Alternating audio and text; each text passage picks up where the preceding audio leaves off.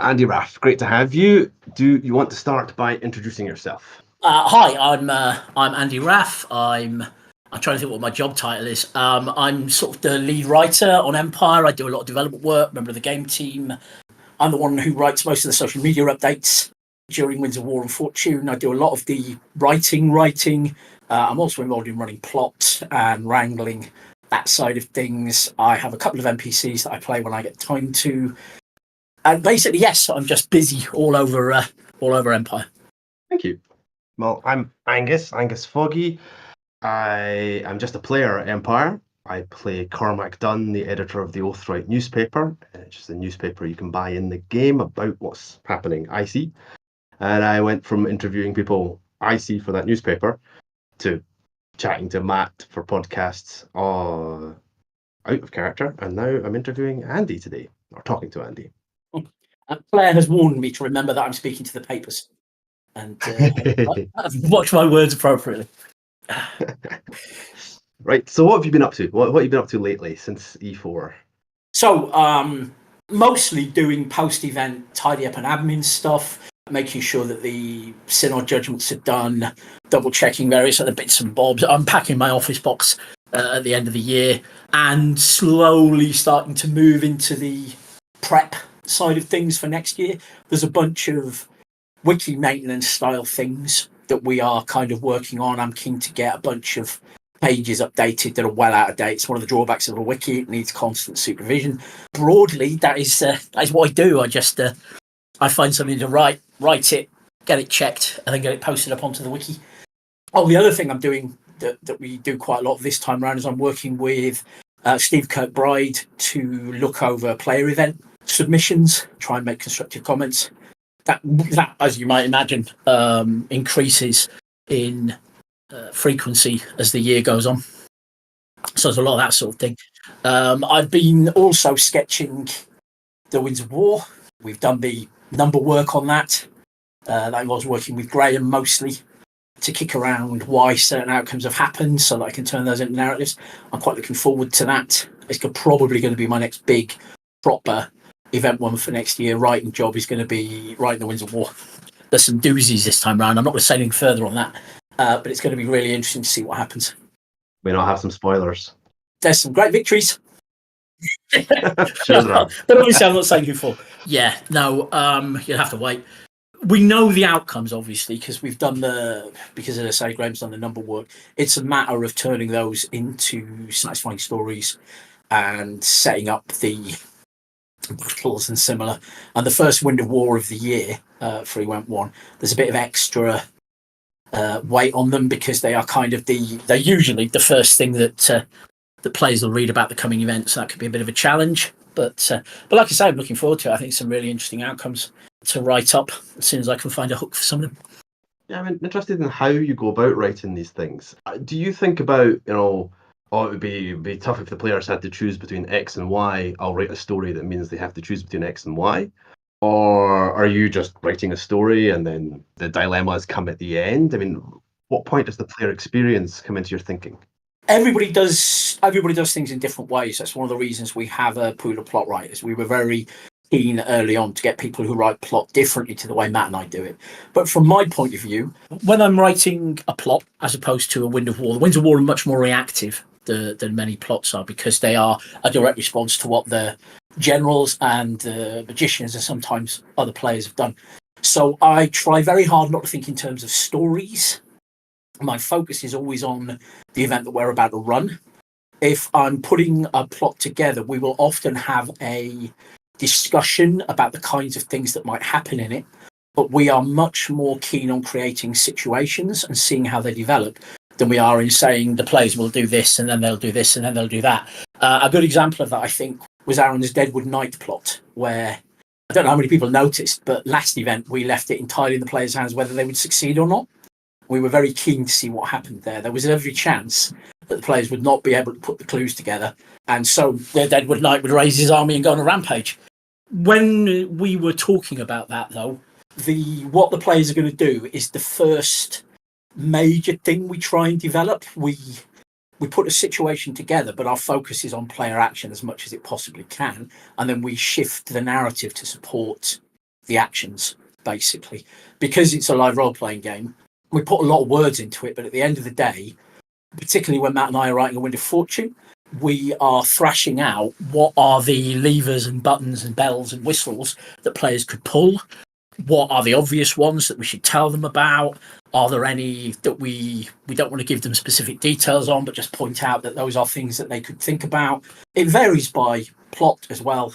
So for every detailed, here are dozens of possibilities for different players to get involved in things. We'll also do one that says something like, here is a complicated situation, good luck. But the player action is always the thing that we are focused on when we're putting a plot together. The story comes out of how the players interact with the situation, and we try not to lose sight of that. Is there a sort of progression, where when a plot first appears, it's fairly minor, and if we don't deal with it by the next season, it'll probably be more severe, and they just get worse and worse. They start off needing a synod judgment, and they end up needing an army. Sometimes that can be a thing that happens.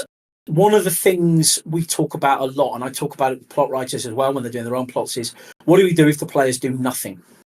And so we will, even if we don't necessarily call it out, and we increasingly try and say, if you do nothing, it will be bad, or if you avoid this situation, then the schism in the synod will continue to develop, or what have you. We always look at a plot and think about what will happen if, for whatever reason, players don't engage with it, they don't pull any levers, they are busy doing other things. Matt has a long track record of putting in big red buttons that end the world. And one of the rules is, if you're going to put a button in, you have to be prepared for the players to press it. So in the same way, if we are going to put a plot in that says, I don't know, there's a famine in Dawn, we have to be prepared to follow on with that if, for whatever reason, the players decide to focus on the war against the Jotun more than they do the famine in Dawn. So a plot can get worse. It can get better, in theory, and sometimes it does. But the places where things go wrong, we think, and this is just from observation, they stick with players more than the times when they efficiently and effectively deal with a problem. I suppose, yeah. It's bad things that we remember. That's what makes good news. That's what I'm putting in my newspaper. Yeah, exactly. That is what makes good news. And drama, I think, comes from conflict, fundamentally, from dangers. We do put in plots that are things like, a giant pie has been found that will make everybody happy. What do you want to do with the pie? But obviously the problem with that is, built into any pie-related plot is the knowledge that one person is going to get a delicious pie and 9 people are going to lose out in the pie stakes.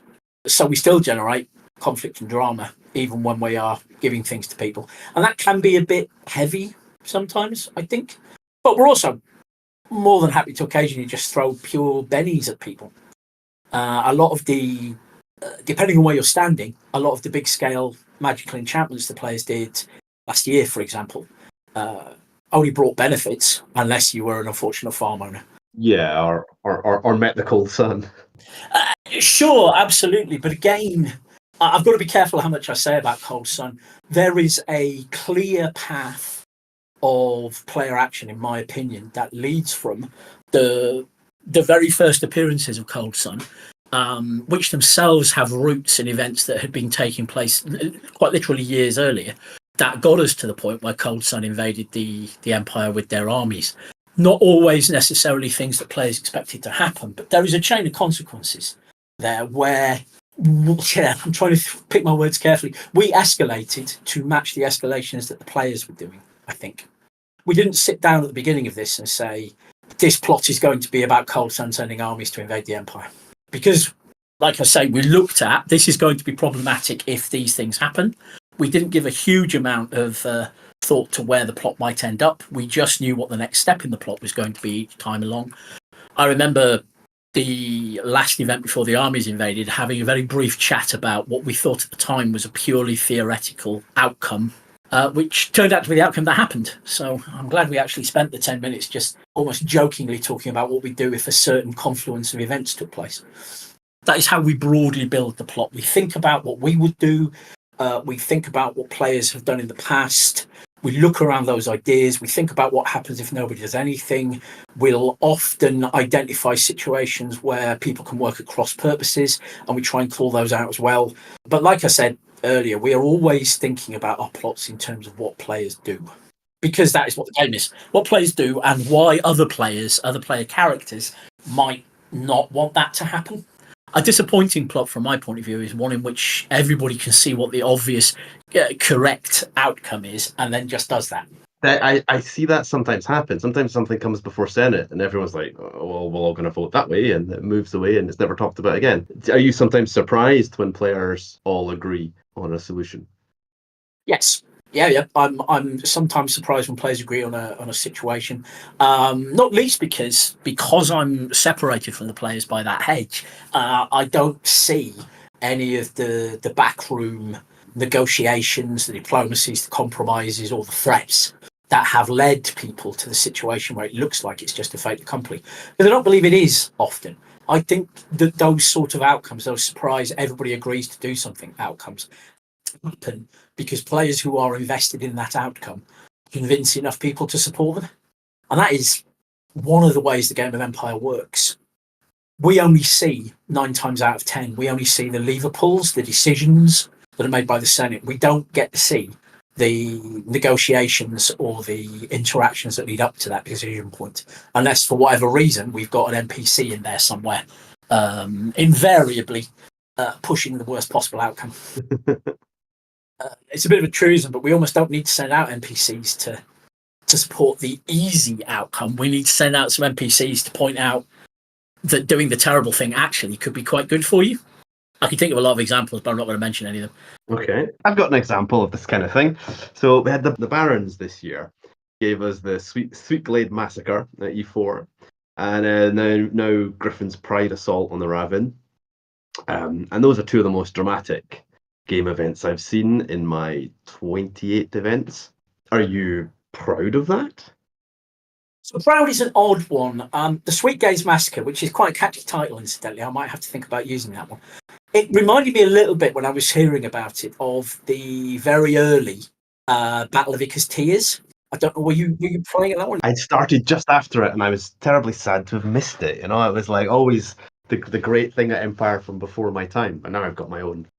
It reminded me as well, I think, can't remember which year it was last year or the year before, there was another similar, large numbers of Dornish players died fighting the Druge, characters died fighting the Druge scenario. So first off, I didn't write the battle. I just set up the situation and did some of the discussion around the story elements of it. Matt and Tom Hancock's put the battle together. So I don't feel proud in that sense. I'm not out to see characters killed, but on the other hand, weighed against that, I purely sort of subjectively, I like the fact that those Dornish players' characters died securing a victory against the Druge, stopping them from achieving their goals, which, if I remember right, were things like rouse the Tharoon in Valorn and drown the docks at Fever Water and things like that. There was a lot at stake in that battle, and it was, as I understand it at any rate, a victory for the players, which came at an incredible cost. And like the Battle of Ica's Tears, player characters are going to be talking about that and about the people whose characters died and about the costs and all that sort of thing for years to come, just like they are, I think, with the Battle of Ica's Tears. And that is kind of what Empire is about. We said very early on that it's not a safe game where outcomes are guaranteed. It's entirely possible that without that Dornish sacrifice, the Druge would have achieved one of their goals, which would have been bad for the Navarre and potentially bad for the Empire, depending on how bad it got. So proud isn't really something that I do. If a piece of writing that I've done gets some people excited, that makes me proud. But an outcome like that just makes me really excited about how that is going to follow on, how the players are going to follow it on, whether we will do something with that or not, whether a plot writer will come to me and say, loads of Dornish died under this situation, so can I run a plot in which we want to send a bunch of Dornish knights to deal with a bunch of Dornish knights who've now been turned into Valensborn husks, for example. because the game is constantly developing, rolling along, I'm always excited when there's a big dramatic outcome, like the Sweetglades Massacre. But the other one, now that is really interesting. I had no inkling that was coming. I don't think anybody in the box did, until Graham was typing up the orders from the generals and was like, oh, wow. And wouldn't tell me what it was until he'd finished, and was basically like, the Griffin's Pride have gone after the Ravin, and it's like, oh wow, okay, that is really cool. This is the big test of what happens if a general decides to ignore the military council. The last one was quite impressive, which is when, if I remember correctly, the Black Thorns decided they were going to invade Hordaland single-handedly, and that led to a really dramatic battle in which the entire Navarre army was at risk. And here we've got some players going to do something which, depending on where you are standing in the player base, is either dreadful or cool or, one of the two. And it's... Well, yeah, well, your character might think it's dreadful or cool. I hope all the players think it's absolutely amazing. Oh, yes. Yeah, absolutely. It has a lot of... It is really cool to see players who are prepared to do things that are going to be unpopular, that are going to cause them in-character problems. And hopefully those problems will stay in character. There is a lot of potential knock-on from that. We had a lot of back and forth for about 12 days. It was about the only thing we talked about after the event, about how precisely we were going to deal with that situation, what elements of things that happened we were going to have to think about, whether we should simply present it as a fait accompli in which all the Ravin die, whether we should create an opportunity for people to interfere. If we did create an opportunity for people to interfere, what might that look like? How are we going to deal with the legal repercussions? We're still in discussions with the magistrates about some of that, about how how that is likely to turn out. Sorry, not how that is going to turn out. How is likely to turn out, what the consequences might be. And it's a big thing. I hope that it has created as much drama for the player characters as it's created for the game team. But the key element is, the one thing we settled on, the thing that got us to the position where we were at, is at the end of the day, the mechanical outcome of sending an army to attack a small civilian force needs to be the same. It needs to be that mechanical outcome. We don't change the mechanical outcomes of the battles. What I do is I write a narrative that reflects that.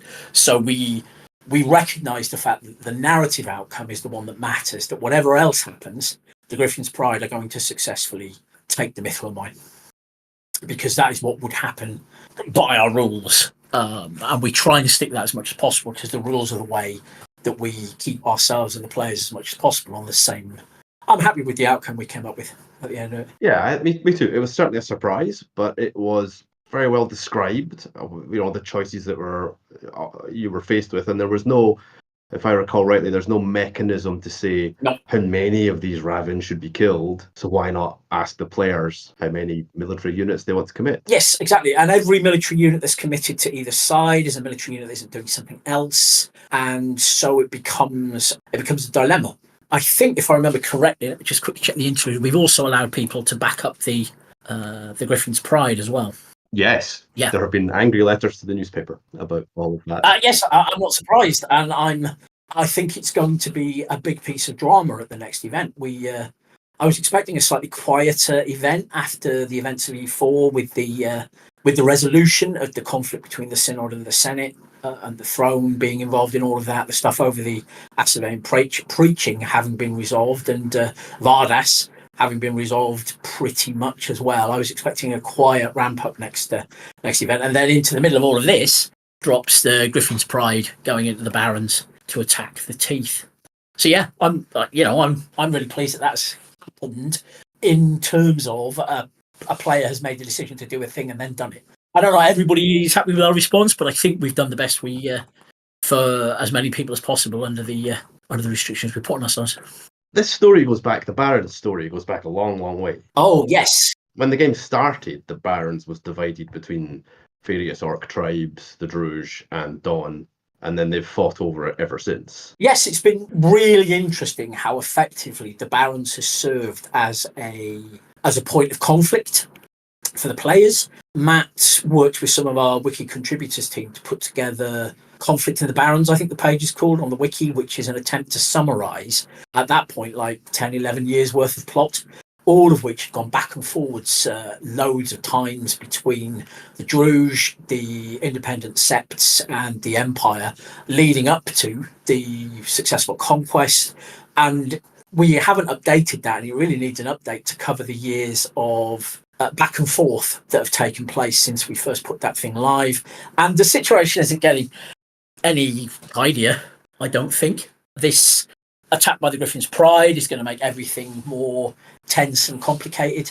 And it's kind of what the Barons is for. It's a point of conflict. What did Profound Decisions look like when you came up with that? Did you come up with that? Who thought up the Barons? So I actually had to go and check into this. So a little bit of ancient history. When we started up, we had some very broad ideas for what our nations would look like, which were largely based on some basic look and feels. We thrashed out 9 or 10 strong LARP looks, and then we thought about basically one paragraph pitches for the 9 nations, because this is before we had Imperial Orcs on the docket. Then we set up 3 teams, each of whom took 3 of the nations, and there was one lead writer on each of them. Now, I know Dawn was part of Matt Heath's tranche, along with Rushka and Highguard, and I think, and I checked in with Matt, I think Jude Reed, famous Black Library author Jude Reed, did the initial write of Dawn. I think, I could be wrong, it was like 10, 12 years ago. And then Matt worked with Jude on a bunch of edits and slowly turned Dawn into what we've got now. The Barons, I think, came out of that discussion between Matt and Jude. I built on it a little bit. The Dowerfell Keep people, for example, are one of my contributions to that. I think the Towers of the Dusk, I think, were one of mine as well, because I did a lot of the territory descriptions and things like that. And then a couple of years in, Dan Williams, who did the design work on the Synod, pitched a bunch of septs for the Barons, and they fundamentally formed the basis for a lot of the factions that later went on to be the problem in the Barons. But looking at it from our design point of view, we wanted a place. It started off, I think, as a place that would explain where the Dornish go on adventures. Because if it had been just a Druge territory, that wouldn't work, because that would be you are fighting the Druge, whereas this was designed to be big. It's the biggest territory in the game, big, dangerous location that is based very strongly around the 4th edition Dungeons and Dragons idea of points of light. There are settlements scattered all across the Barons, but the spaces between them are dangerous for whatever reason. It takes its name, incidentally. A friend of mine suggested recently that I was ripping off World of Warcraft, which is not true. It's called the Barons because of the US Pine Barrens, which have stuck in my head as an image for dangerous, haunted, wild areas for years, and just seemed the obvious way to go. It's why large chunks of the Barons' territories are trackless woodlands, because I just like the visual. And so we set up this situation where the problem with the Barons is, because it's not enemy territory in the way that somewhere like Hordaland or the Forest of Ulnak is, any fighting that takes place there, any attempt to claim that territory, is immediately complicated by the fact that the people who live there pretty strongly feel that it's their territory. And that's where a lot of the plot has come from. It's developed over the years, but it started with a rebellion in the Barons that led to a battle in which the players accidentally killed. I honestly can't remember their actual character names, but we had a battle. One of the opportunities for which was the opportunity to rescue Robin Hood and Maid Marian, and somebody just killed them because they were orcs. And so consequently, that started the ball rolling on the fact that the orcs and the Barons and their human allies don't trust the Empire, and then things have simply snowballed from that to the situation we're in at the minute. It's been really interesting. One of the wins of fortune I'm kind of proud of is there's one, I think it's called Not to Conquer, which is a massive wind of fortune which lays out all the factions in the Barons and suggestions for what the Empire can do about them. And it was a massive piece of work, because what we want to do is make that place feel real to as many players as possible with limited resources. So at the end of the day, the Barons is a group effort. The core plot is something we've developed effectively in conjunction with the players who've made decisions about what they're going to do about it. And that's why we are where we are now, wherever that happens to be. Wow, that's really interesting. I didn't realise there was going to be so many names and people involved in that. Well, it's anything, because we've been running the game for so long, and I'm convinced I've missed a few people out, but everything is a process of people being involved. We don't really ring fence any part of the game and say only X or only Y is allowed to get involved in that. We're usually open to pitches for things, and so that means that a long ongoing plot like the Barons has had lots and lots of people contribute things to it. The people who are pitching things, are they players? Are they plot writers? Are they crew? So they're plot writers, crew plot writers. Several of them have gone on to become players or have come from the player base, but when they are pitching plot ideas, they're either running a player event, in which we are very careful about where we're comfortable with player events affecting the larger scale, the big theatre things, or they are crew plot writers, of which we have a stable who we work with before every event to work out the things that are going to happen at the event on the field. How many people are we talking about? How many plot writers are there? It's about 20-ish. People write different amounts. They have different areas of interest. Each one of them does their own thing, basically, on different scales. Some people take a really experimental approach, which is fascinating to see how that works. Some people are a little bit more focused on straightforward things that'll get loads of people involved in stuff. They pitch things. We do plot development, which is myself and some combination of Steve or Matt, depending on who is free at a given point. We'll talk with the plot writer, we'll develop the ideas up, we'll make sure that they fit into the structure of the campaign, that they are solid Empire things. It's sort of like 78% of my job is just saying, instead of using that Eternal, use this Eternal, because I think their themes are stronger. And we kick that stuff backwards and forwards. They go away and write it. We have one final meeting just to dot I's and cross T's, and then they run it at the event. And that is how we do our plot. Matt and I do most of the Winds of Fortune.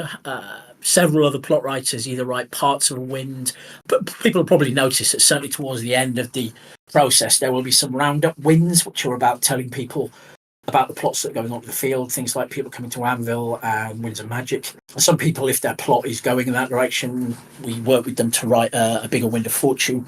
But the Wind of Fortune stuff, which is very much about the slightly larger scale stuff that everybody can get involved in, tends to be Matt, myself, Steve Kirkbride work on that. But every Wind of Fortune gets a solid set of edits and develops from us, because we are very aware of the fact that that is the kind of plot that everybody can see happening. So about the Winds, I think of myself as a crunch player. I'm interested in what's happening, what can we do, what are the levers, what are the consequences, and I am less interested in the fluff of the particular story. What are the details, the cultural background and all that. I'm more interested in, what are we going to do? And when I'm writing in the Oathright, when we're writing news stories, they tend to focus on the crunch. Who did what, where, when, what happened, and what were the consequences of that. Whereas, in fact, because the Oathright, the news section of the Oathright, thanks to all the great writers we've got now, the news has got longer and longer. We ran out of space for the sort of touchy-feely articles about the fluff, the culture. And in fact, we've launched a new magazine, the Oathspike, to do that, our Sunday supplement. I was about to say Sunday supplement. Yeah, that has the longer stuff in it. So which kind of player are you? Do you think you're more of a crunch person or more of a fluff person? It's an interesting question. When I play a game, and I haven't played anything on Empire scale in years, when I play a game, I like to make decisions. I like to think about the decisions I'm making. But because I want to get immersed in the game one that I'm playing in, I try to keep the idea of the world in my mind. So when I'm thinking about specific examples. When we do the crunch and say this will happen or this will happen, there will often be an element of saying, and this part of society will feel like this about this decision, or it's hard to say how this segment of society will feel. If you send the magistrates into Bragus Land, then the people who are unhappy about folk getting away with supporting the Jotun will be happy, and people who don't think the government should get involved in this will be unhappy, and so on and so forth. And from one point of view, that people will be happy or unhappy looks like fluff, but it's not.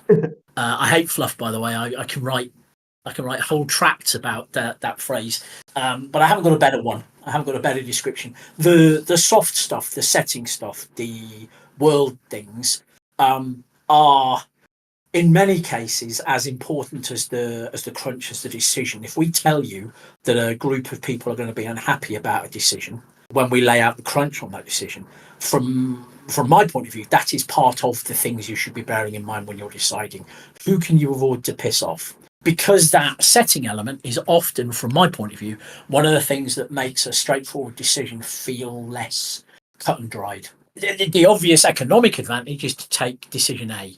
But if we do that, we will be worsening our relations with the Farad'n. You can't put a number on how your relationship with the Farad'n will decline, but you have to be aware of the fact that is a consequence, that a year down the line, the Farad'n are going to be writing back to the ambassador and occasionally passive-aggressively pointing out that you took decision A. And that might snowball. If you continue to annoy the Farad'n by making these sensible economic choices, then the Farad'n may end up siding with the Asavians against the Empire. Not because their diplomacy meter has been filled up, but because you have repeatedly, from their point of view, the Empire has shown them that they don't care about them as a nation or things like that. So I fall a little bit into the middle ground between purely mechanical. If we make this decision, Wintermark will get +1 to its farms, and the more subtle, but the farmers of Breagisland will be pissed off. So I suppose you're saying that public opinion, as in the public opinion of the citizens of the Empire, is crunch. I mean, it's as important to any politician what the people think, and if they're angry with your decisions, they're not going to go well. So we talk about it a little bit. The players, the people who turn up an Anvil, are the only people who are really real, in that they are the most important people in the game, but they are not necessarily the most important people in the Empire, is the split. We aren't running a purely mechanistic board game in which you make decisions in isolation. The fantasy of we run a country, we run a big complex country, requires that country to on some level exist. And we've had so many discussions and arguments over the years backwards and forwards about how best we can do that without trampling over the players. And we don't always get it right, but we do our best to try and make sure that we are balancing, reflecting what players are choosing to do, the difficult decisions they are making, with the fact that the Empire needs to be a living, breathing world. For all those people who are there, for example, to be immersed in Empire, it needs to be real. That causes us so many headaches trying to get that balance right. And I think we mostly get it right. And sometimes when we screw up, we can identify what we've done and fix it. And sometimes we can't. We just have to write it down as a learning experience and move on. One of the big things, incidentally, to go off on a slight tangent for a moment, I've spoken about this a little bit before, the board game thing. Matt and I, along with a couple of our friends, started playing a game called King's Dilemma, I think about a year ago now, maybe slightly longer. And that's a fascinating board game. I don't know if you're familiar with it, but the gist of it is the players play the council that advises this king who has no real power. The whole game is you are presented with a dilemma. The card tells you the little bit of story. It's a little micro story with some indication about what the outcomes are likely to be if you vote yes or no. And then the whole game is, do you vote yes or no? It's beautifully put together. But one of the things that is key on it is the information it gives you is always correct, but it is not always all of the information. Some of it is implied by the story element. And so consequently, you have to think about the what you might call the fluff element, the role-playing element of what this dilemma is saying to you. It's not just if we vote yes, we get money. If we vote no, our people are happy. There's a space, there's a margin, basically, in which you might also annoy the military if you choose to increase, spending on grain or what have you. And that had quite an effect on us when we're putting Winds of Fortune together. We've become much more keen to say things like, if you pick A, the Wintermark farms would be better. If you pick B, the Varushkan farms will be better, but it will have a potential narrative impact and draw more attention to that. And there's an area of making it a little fuzzier than a straightforward A-B decision. We still want to stay transparent. We still want to say to you, you are going to make these decisions, they're going to have these outcomes. But I certainly want to maintain a little bit of space to say, and this is going to have implications for the people who make up your empire. So bear that in mind when you're making your decision. That's interesting. I'll have to try this board game. And that is one of the ways we've gone. Basically, we want to leave a little bit of space for people to think about the morality or the ethics of what they're doing, as well as the simple game advantages or disadvantages that a decision will bring them.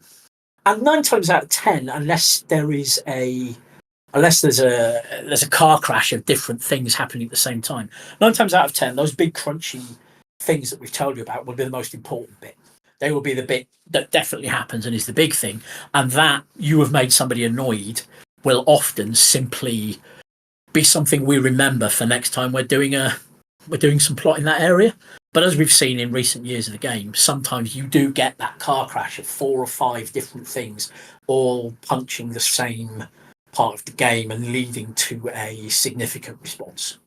I think the Barons might be an example of that. Lots of decisions made in the Barons have made chaos there. Each individual thing has only had a small contribution, but taken together, they all lead up to a point where we have to look at what all of those decisions are going to mean on a larger scale. About the Winds of Fortune, it used to be that Roz, Simon, and Matt at the House of Seven Mirrors did a summary of the Winds of Fortune. They did their almanac, and in that there would be like each Wind of Fortune would be reduced down to a paragraph with some simple choices. Do this or that. It costs this much. It could be a Senate motion, and then the next one, which was very useful for the players, for the characters to have access to in the game. They could buy it in the game for a crown. Why don't you do that? Why aren't the winds like summarized into the briefest paragraph at the top that covers the who, what, where, why, when? Is that on purpose? My question I think is, was that on purpose so that to get the full sense of a wind, you have to read the whole thing and nobody can read them all, so the information is necessarily spread out? Did you try and make it hard to read? But we don't intentionally try and make it hard to read, first off, because that defeats the object of a Wind of Fortune, which is that people who are interested in the thing the Wind of Fortune is about should be able to discover what is going on and what they can have opinions about and what they can do or who they can barrack to get the outcome that they want. So it's not intentional. Part of it, if I'm honest, comes from our terrible ability to stick to deadlines. I hold my hand up, I'm bad about that. So often the summary is we're just banging the Winds of Fortune up too late to get a summary done. There's a quote, I think it is from Mark Twain, that is something on the lines of, I didn't have time to write a short letter.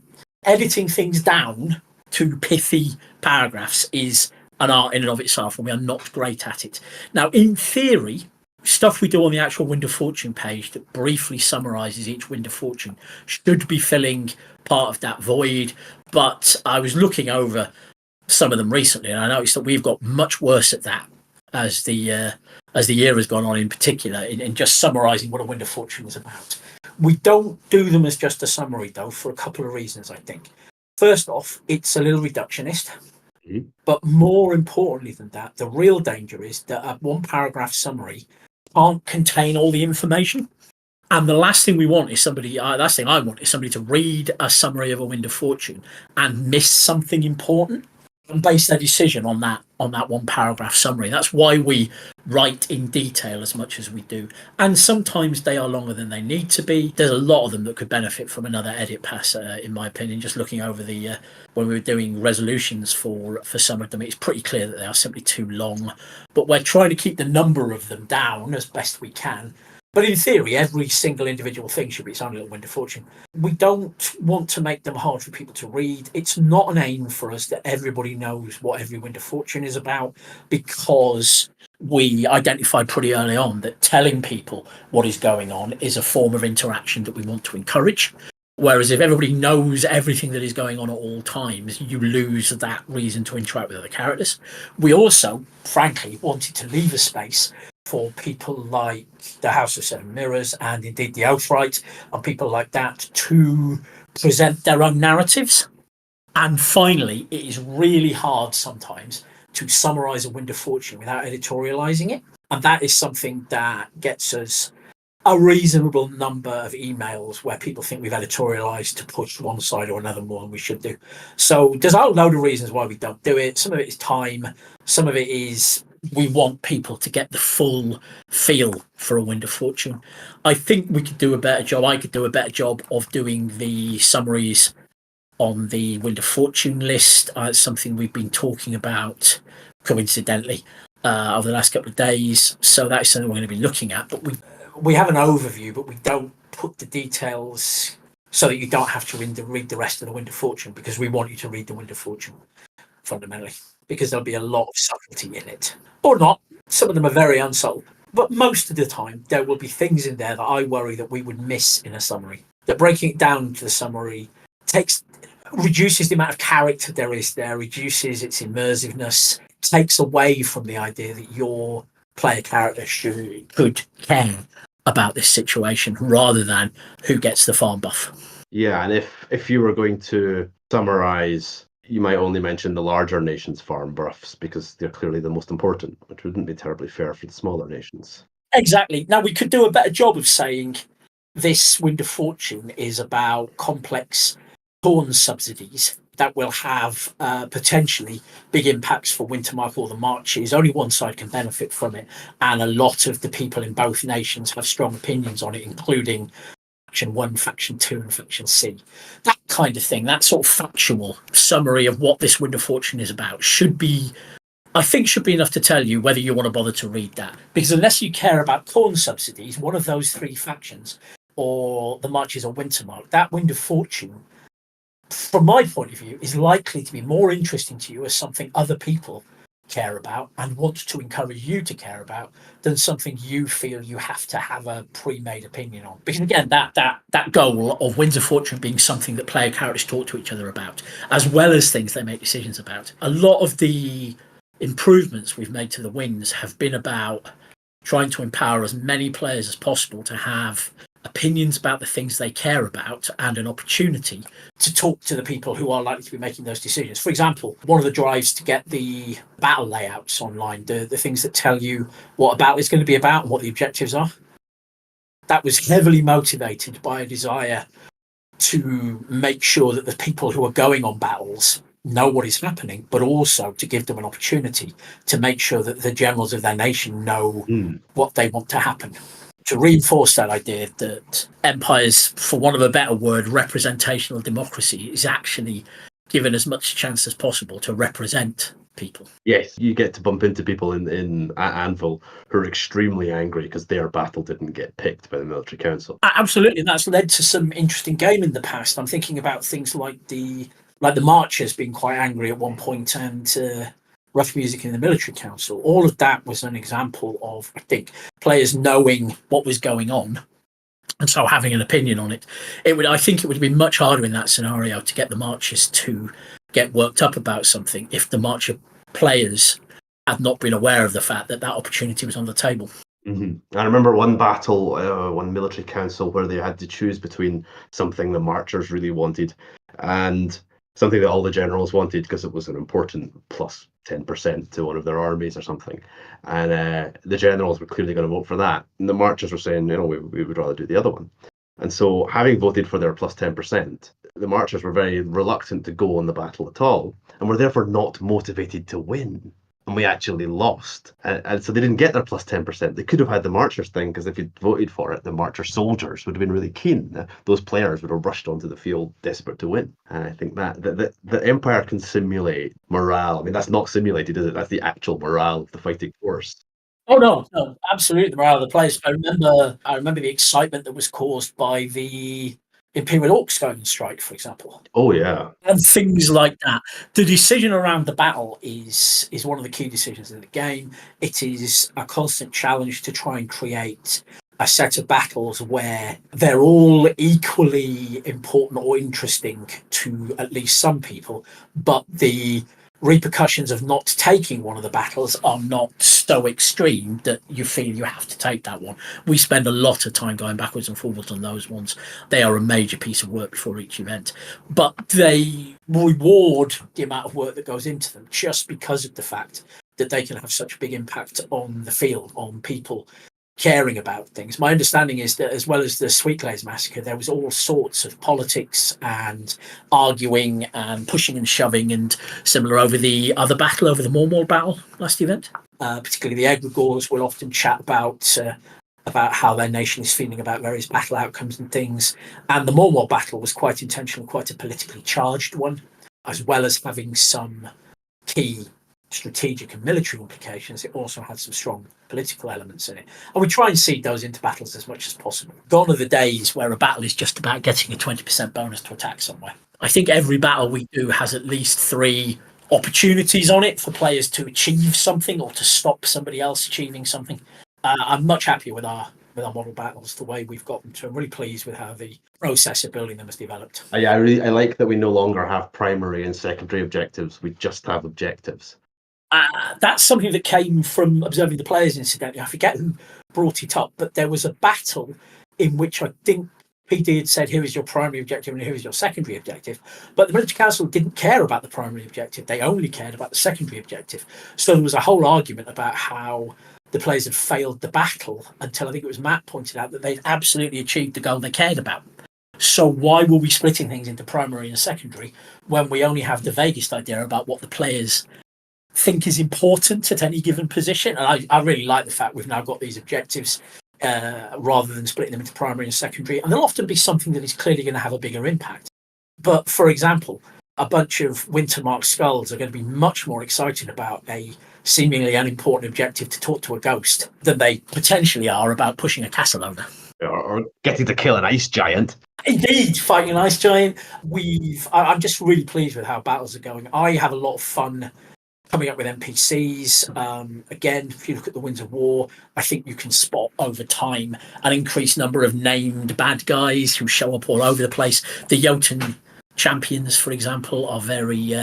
I build them up in the narratives for Winds of War in the hope that their presence on battlefields is gonna make players excited. They can put a face to these people who they want to go and have fights with, or who they can say, we know that this NPC does this kind of stuff and things like that. It's all, again, back in the service of trying to create a living world which players can live in and operate in and make decisions in that matter. Anyway, let's me blow my own trumpet. We're probably coming to the end of this now, but I ask you another question about writing for Empire. Presumably you write a lot of IC documents. And if somebody was to ask you about, if they were going to write an IC document, like a letter or a book or an angry pamphlet or something, is there any kind of advice you would give? Anything you would advise not to do? How would you approach that? One of the challenges is knowing what to make up. I think the more you stick to things that are... So one of the sources that is broadly reliable is the wiki. If it says something like unicorns are imaginary, don't write a document that talks about how somebody kept a herd of unicorns, because if it ever comes to a point where I have to have an opinion on it, I'm going to have to go with this document is suspect because unicorns are imaginary. So you've still got a fair leeway on it, because one of the tricks you can pull is the same trick I pull a lot. You can use phrases like some people say, scholars disagree, one story claims, and then you can write almost anything you like, because you have primed that with this thing that follows might not be factually true. And that's one of the things I do a lot. And sometimes what I'm saying about is factually true, but I don't want to come out and say it. And sometimes it's just there for flavour. So using the right authoritative voice, I think, is one of the biggest challenges when writing in-character documents. When it comes to writing letters, which are the other piece of in-character document I write a lot, you want to write as the character, and you want to make it as clear as possible that you are expressing the character of an NPC. You are not delivering game information, if that makes sense.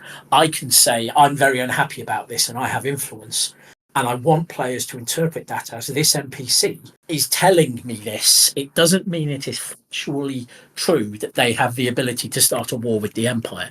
And that nebulous space in which things might be true or might not be true is a constant challenge with in-character documents. But as much as possible, if you're going to claim something is factual, leave some space for it to turn out to be somebody's opinion. Opinion is so much easier to write in character documents than than facts, if that makes sense.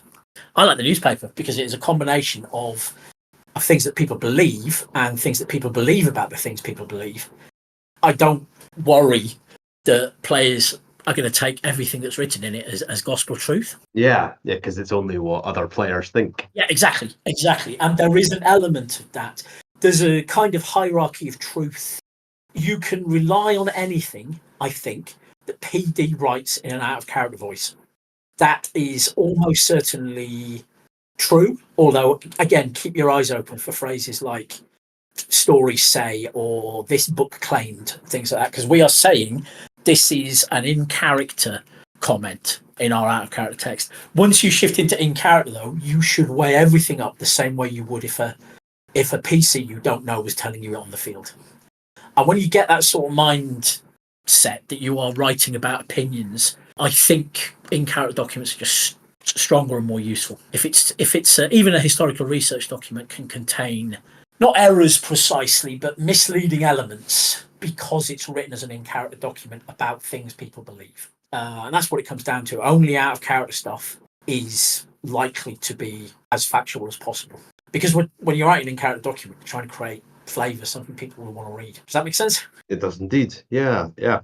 I can't let you go without asking you about this, though. So Empire's got lots of great inspirations. There's from Joe Abercrombie to Tolkien. And that's obviously fine and good. There's lots of cultural references too. But when we get to like a heavy-handed Star Wars quote, can really knock people out of their immersion and ruin a moment. And on the other hand, I think some players love to bounce you out of the scene with a very clever, witty observation that does come from out of the game. What do you think about that? Would you break immersion for a good joke? It's a bit tricky because I am really bad for putting Easter eggs into my text. And some of those Easter eggs are really big. I can only be described as Easter eggs in the most vague way. For example, roughly every year we get an email asking why Zakoway is called Zakoway, given that is a character from Ian M. Banks' novel, two of them. To which my answer is, it's because I really like Ian M. Banks. And there's an argument that name could bring people out of their immersion. But I counter-argue that whenever I have to by pointing out that it's not actually the characters of Calway. And we have a lot of names that are similar to the names of other characters. And so just try not to worry about it too much. It's not a convincing argument, but it's the one I've stuck to so far. So there are things all through the game that are reminiscent of or inspired by other things, because that's just the way we build stuff.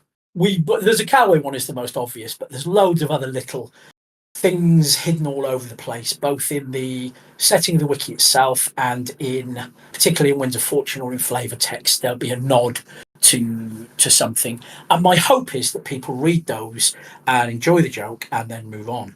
When it comes to doing that sort of thing in character in the field, however, I'm a lot more conservative about it. I think it's important to be able to be funny in character. So more than one of the NPCs that I play are being jokers or clowns of one type or another, because I find it really easy not to have to roleplay too much. And so as a consequence, I'll make jokes and try and get a laugh out of people, particularly if I'm being a buffoon of any sort. But the important thing from my point of view is to always make a joke that is in character. I would never make a Monty Python joke or quote Star Wars, because those only work as jokes if you are thinking about Star Wars or Monty Python. They don't work as purely Empire jokes. There's a few exceptions. There are turns of phrase that are clearly from other sources. I have definitely said, you might think that, but I could not possibly comment, on more than one occasion. And I think, again, there's a slight difference there. To quote something that's entered the zeitgeist, that's entered common usage, is a good way to give people a feel for the theme or for kind of the effect you're trying to go for, without dragging people out to immediately drop out of character and have a chat about House of Cards, for example. The key bit for me is to keep the jokes and the references as in character and still funny in the Empire world as possible, and to avoid the stuff that is going to pull everybody out to want to share a joke about Monty Python. You don't want a scenario where you say something and then people do the next line of the Dead Parrot sketch. It just it's kind of disrespectful to the other players, I would argue. I've always argued, going back years now, that humour is absolutely fine because people use humour for all sorts of different things. But comedy, quoting Monty Python, it isn't. Right. Yep, I think I agree with you. Thank you. Hooray. Oh, man, I have waffled on a lot here. Yeah, well, I think we'll probably call a halt there. Okay. That's really interesting. Yeah, thank Thank you very much, Andy. No, cheers. Thank you for giving me an opportunity to whittle on about Empire. Good luck. I've got my thumb Thanks up. a lot. I'll speak to you later. Bye, everybody. Bye-bye, everyone. I thought I'd add a few words from me at the end. Thanks again to Andy Raff for taking the time to talk to me. Andy, I don't think you were rambling at all. It all seemed very much to the point for me. The board game Andy mentioned is The King's Dilemma, in case you were wanting to try that but didn't write down the name. I shamelessly plugged the Oathright and the Oathspike, available in-game on paper from the Umbra Armoury in the IC Traders Street and on PDF on Patreon. But I'd like to remind listeners that there are lots of other excellent publications on sale at Anvil. The Looking Glass, the Bastion Thunderer, the Mournwald Merchant, the Key, the Inkwell, and many more. The Anvil Library stocks many of them and holds an invaluable collection of back issues too. Incidentally, the Anvil Library needs financial help for van hire this year, so if you can, please check out their Ko-fi page. Alright, thanks a lot for listening, and maybe catch you again.